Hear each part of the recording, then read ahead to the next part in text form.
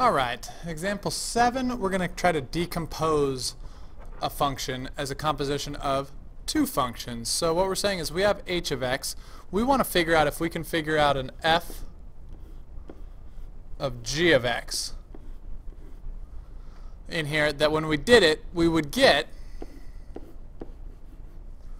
1 over x minus 2 squared. So what we want to see here is what's our big pieces. So we've got a fraction, 1 over something. I see that. I also see that we're squaring something. So when I look at this, 1 over x squared is the parent function. And then we have an input into this x of x minus 2. So if I look at it that way, what I could say is the input g of x, the inner function, could be x minus 2, and then f of x would be 1 over x squared. That would be my answer.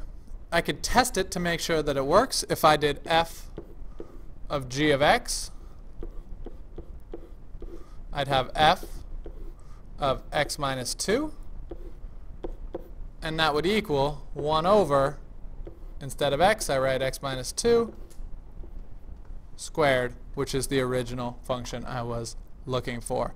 There are lots of different answers that you could do on this one. You could do it a number of different ways, but that is just one solution. See if you can come up with a solution. There are many of them for 53. Pause, press play when you're ready.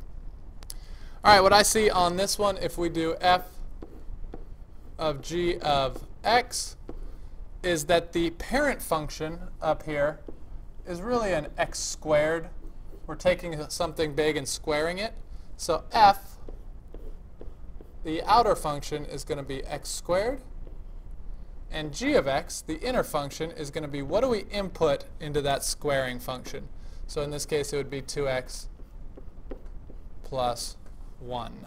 And that would be one possible answer.